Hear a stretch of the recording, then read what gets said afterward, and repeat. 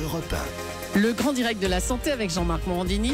Et autour de la table, le docteur Martine Pérez, Anne Le Gall, le docteur Catherine Solano et notre nutritionniste, docteur Jean-Michel Cohen. En 2013, 970 millions d'hamburgers ont été vendus en France. Alors on connaît tous McDonald's, on connaît tous Quick. Récemment sont arrivées d'autres marques comme Subway, Burger King. Et bientôt c'est Five Guys, le meilleur, qui va ouvrir à Paris d'ici la fin de l'année. Oui, c'est mon expérience américaine. Famille à Ça. vous, Non, même pas. C'est une boîte américaine, mais voilà, c'est très bon. Alors, faut-il fuir les fast-foods ou au contraire y aller? Docteur Jean-Michel Cohen, on va voir ça avec vous. D'abord, ça se porte pas mal quand même le marché des fast-foods globalement. Alors ça se portait pas mal jusqu'à il y a quelques temps et on observe avec surprise que la principale des chaînes, enfin en tout cas celle qui est la plus connue parce que c'est pas la plus importante, c'est-à-dire McDonald's, observe un recul de ses ventes depuis quelques temps.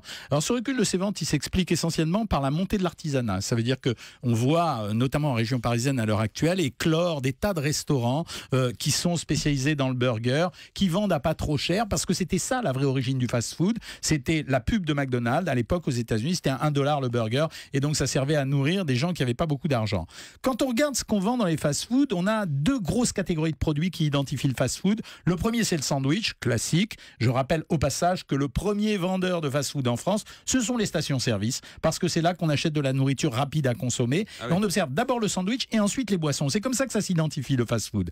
Le sandwich, individuellement, il n'est pas tellement critiquable. Ça veut dire qu'on a toutes les tailles de sandwich. On passe du petit burger. Oui, dans les burgers, par exemple, on passe du plus petit des sandwichs qui a 250-260 calories, c'est vraiment très peu, jusqu'au sandwich extrêmement riche. Il y en a certains chez Quick qui vont aller jusqu'à 700 calories. Mais on pourrait presque dire que ça reste raisonnable, d'autant que quand on observe la composition, je dis bien nutritionnelle de ces produits, les rapports entre les protéines et les sucres lents sont plutôt relativement corrects. Ça veut dire qu'on a assez de protéines par rapport au sucre lent.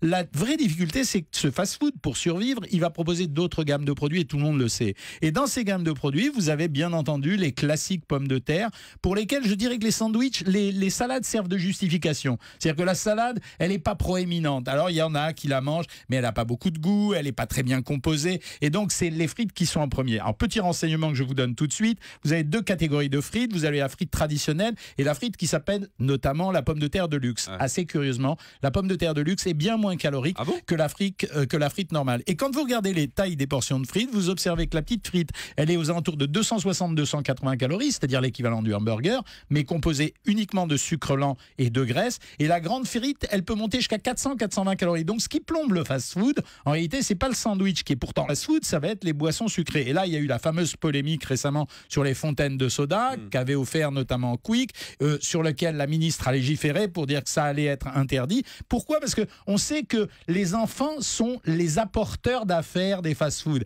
Par la suite, c'est devenu un produit de distraction, espace de jeu pour les enfants, mais surtout le fameux petit cadeau que les enfants réclament. Et combien d'enfants ont réclamé la box pour faire sucré et le petit cadeau? Et c'est comme ça qu'on a fabriqué une génération d'enfants qui ne connaissent la nourriture du fast-food qu'au travers de cette composition qui a été faite justement pour les influencer. Mais si je vous comprends bien, docteur Cohen, ça veut dire que si on va dans un fast-food et qu'on se contente de prendre le hamburger, que ce soit un grand, un petit burger le midi, c'est équilibré. Alors on va même faire plus que le hamburger. C'est-à-dire que quand je prescris par exemple des régimes, j'inscris toujours des propositions fast-food pour les gens parce que je sais que ça fait partie de la vie qu'il y a à l'intérieur, même s'il y a un petit peu de ketchup. Et le deuxième facteur, c'est quand c'est une femme, on diminue un peu la ration. Entre 500 et 600 calories pour un homme et entre 400 et 500 calories pour une femme, qui correspond quasiment à un régime salade. Et les vrais pièges du fast-food dans les salades, c'est pas du tout ni la salade ni le poulet, c'est un peu les sauces, mais c'est surtout les croûtons. Ça veut dire que quand vous regardez les croûtons qui sont vendus dans ces produits, ce sont pas des croûtons de pain sec, ce sont des croûtons de pain frit. Et quand on demande ce type de salade, c'est un conseil que je donne aux auditeurs. Alors je sais que c'est bon, hein, mais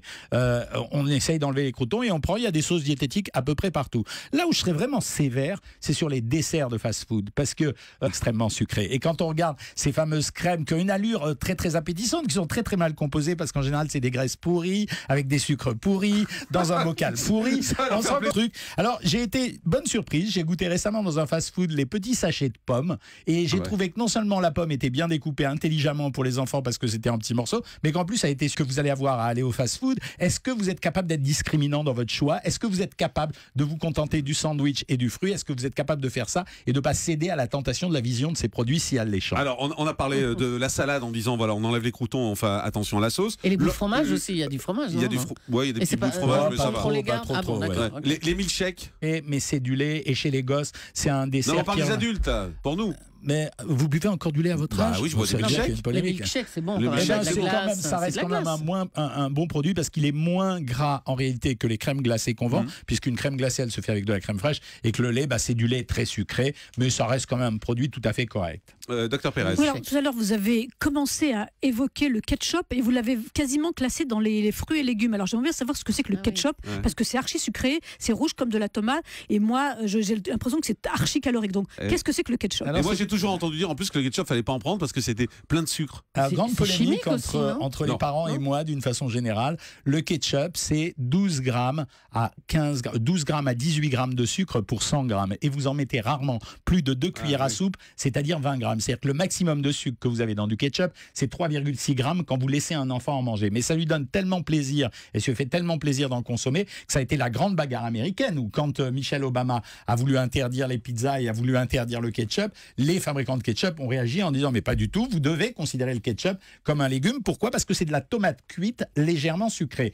Quand vous faites l'analyse nutritionnelle du produit, c'est vrai, ils disent la vérité. Ça veut dire que à partir du moment où vous avez seulement 20 grammes, et même si je mets 20 grammes de sucre pour 100 grammes et que vous en prenez 20 grammes, ça fait moins d'un carré de sucre à chaque fois, mais ça fait plaisir aux enfants. Deuxième avantage du ketchup, les gens ne savent pas que la tomate cuite sécrète un produit qui s'appelle le lycopène actif, qui est beaucoup plus puissant que le lycopène qu'on trouve dans la tomate. Or, ce lycopène actif est un très très puissant antioxydant. Ça ne veut pas dire que je recommande de ne manger que du ketchup, parce que c'est vrai que l'attraction pour le sucre, elle peut renforcer une attraction supplémentaire pour le sucre, mais ça reste un très bon produit. Et je préfère un enfant qui va manger des coquillettes avec du ketchup, là il y a des gens qui bondissent sur leur chaise, etc., qu'un enfant qui va manger des coquillettes au beurre avec du gruyère, parce que c'est un repas moins équilibré, en tout cas plus riche que le repas avec le ketchup. Voilà Martine, je vous remercie, je vais y aller sérieusement même.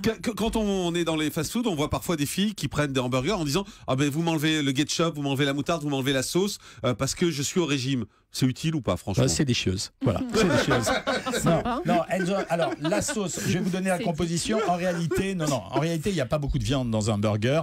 La viande qu'on trouve dans un burger, on va s'arrêter un petit peu dessus. En moyenne, et quand vous en avez 2, ça fait 70 grammes. Mais quand vous achetez un steak haché congelé dans un supermarché, il fait en moyenne entre 90 et 100 grammes. Donc vous voyez que la ration de viande dans un ketchup, elle n'est pas très importante. Par contre, la nature de la viande, et là, je peux me permettre d'être désagréable avec McDonald's. Moi, je m'excuse, mais j'ai dit que c'est du muscle de bœuf. Mais il y a des morceaux nobles et des morceaux pas nobles. Pourquoi la viande est appréciée par le consommateur? Elle passe pas 20% de matière grasse, elle n'est pas suffisamment moelleuse au goût du consommateur. C'est ce qui fait la différence entre l'artisanat, vers lequel se retournent les gens à l'heure actuelle, où on utilise vraiment de la viande hachée, et ces viandes de burger, moyen.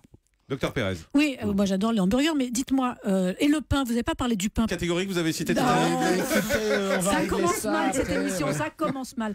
Traditionnel, c'est-à-dire que quand vous prenez de la baguette par exemple, ou du pain de mie de boulanger, vous avez très très peu de matière grasse. J'ai d'ajouter un peu plus de matière grasse, ça peut aller jusqu'à 6% de matière grasse, et on est obligé de rajouter un petit peu de sucre. Entre un produit un peu gras, un produit légèrement sucré, du moelleux, le prix qui est pas lui-même le sandwich.